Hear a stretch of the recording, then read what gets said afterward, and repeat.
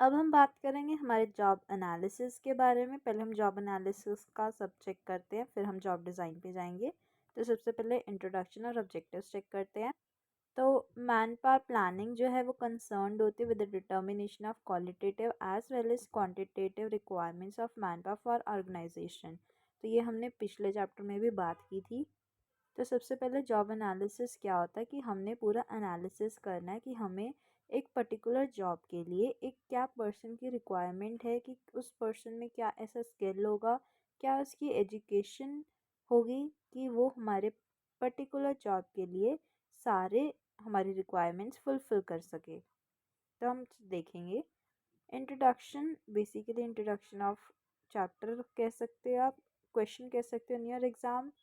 तो ये एक सिस्टमेटिक प्रोसेस है of collecting information on the basis of your work. हमारी नेचर क्या है, जॉब की क्वालिटीज़ क्या हैं, हमारी क्वालिफ़िकेशंस क्या क्या रिक्वायर्ड है, हमारी स्ट्रेंथ्स क्या क्या रिक्वायर्ड हैं, फिजिकल या फिर मेंटल।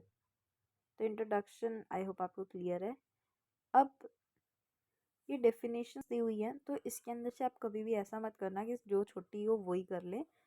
कोई ऐसी रखना जो आपका पूरा कवर करे, पूरा मीनिंग अच्छे से डिफाइन करे। वैसे तो सारी डिफाइन करती है, छोटी हो या बड़ी, बट स्टिल आप कोई ऐसी चूज़ करना जो प्रॉपरली डिफाइन करे हमारे मीनिंग को। तो जैसे हम सबसे पहले देखते हैं अकॉर्डिंग टू माइकल। तो इसके अंदर क्या है, जॉब एनालिसिस रेफर करता है process of studying the operation, duties, organization aspect of jobs in order to derive specifications or as they are called by some job descriptions। Second भी देख लेते हैं। जॉब एनालिसिस एक प्रोसेस है जिसके अंदर हम स्टडी करते हैं, कलेक्ट करते हैं information relating to the operations and responsibilities of a specific job. ये बहुत अच्छी डेफिनेशन है, बहुत आसान डेफिनेशन है। तो अगर आप ऐसी कोई छोटी डेफिनेशन कर रहे हो तो आप उसके साथ मीनिंग लेके चल सकते हो। जैसे आप ये देख सकते हो अकॉर्डिंग टू एस.पी. रॉबिन्स। तो इसके अंदर क्या है, जॉब एनालिसिस एक सिस्टमैटिक एक्सप्लोरेशन है of activities within a job. तो ये एक बेसिक टेक्निकल प्रोसीजर है, one that is use to define the duties and responsibilities and accountabilities of a job.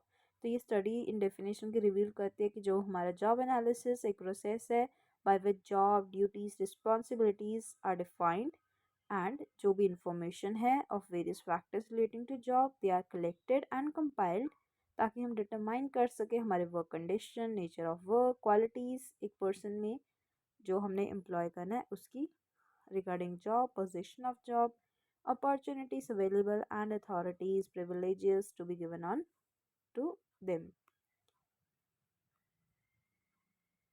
वैसे तो डेफिनेशन भी सिलेबस में नहीं गिवन, बट इंट्रोडक्शन हमने अच्छे से नहीं किया था, तो आप इंट्रोडक्शन में डेफिनेशन लिख सकते हो। तो फिर अब हम बात करेंगे हमारे ऑब्जेक्टिव्स का और बेनिफिट्स का। ऑब्जेक्टिव्स के लिए आप एक वर्ड याद कर सकते हो, WES। तो वर्क सिंप्लीफिकेशन। इसके अंदर क्या है, एक जॉब को हम एनालाइज करें ताकि हम सिंप्लीफाई कर सके प्रोसेस और मेथड जो भी इसमें इन्वॉल्व है।